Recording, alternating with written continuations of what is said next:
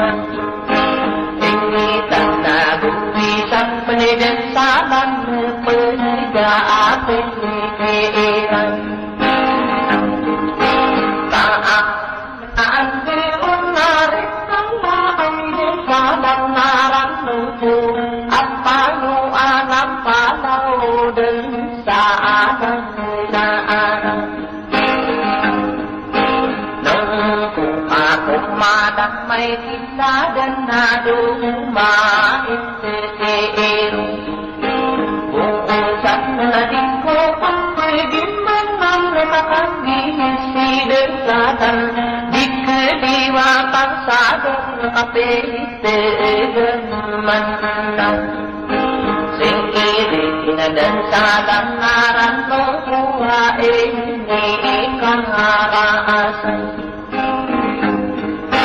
Naatan sa inyong piring kurang na ang may pamanakatuman, katutudiyang puboratan iinan. Wang ako kumadiye bubukri na sa ginawang kanan. Sang alam na ay napipikir ng kaalam na pangmagamando, ginawang kadagsagan na kainit sa anang ikaw. Raw ang pagbantayi ko sa rumbelan. Nakan sa mapapirong magpapalagang layong udikin, ginawang kadagsagan ng kaadan na maapang.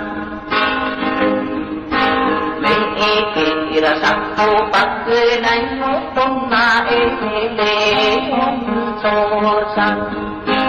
May sa ginawang kadagsagan na kaayapang kapaktinan, wala man yung susunod na bukang panghihinangan.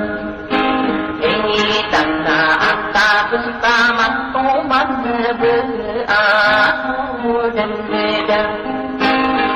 Ilan ait pribilang kiladong sa dira na kapambulungan, tayo dinigyan sa langit ang iyan.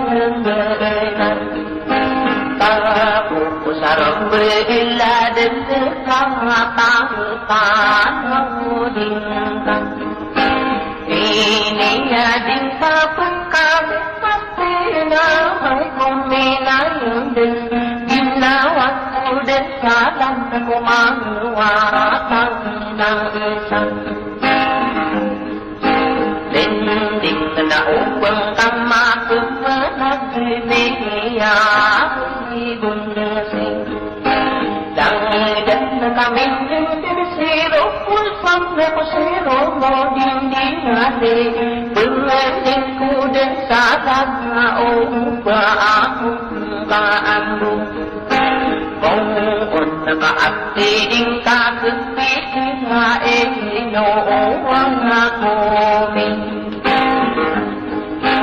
yalang tumawa kung nasang hindi kakagilin sulabikan, kanya kang galing magpadaling bubulubay nisan. Kahit na di pwedeng kasi ang kaan na ako umaasang. Sawak na inusak kalit sama ang ayatang garingatan, sana kulunod takot na bububunuban nisan. Panginoon na kapuno at inanin niya ay kinikilang. Siyan na kaanya pipikiran ko naman kabulugatin din, kanya matukan yuday bulugan piyan. Kang idan na bakitong belinganin kaan niya akong mudikan. Pangawan mo ba makasing bitindi iso lang itaguso lupa, maaling subay mo na tukang beritaden. Diyan na nakapukang belinganin ginawang kadagsagan, detamin na reginan sa akin hindi rin.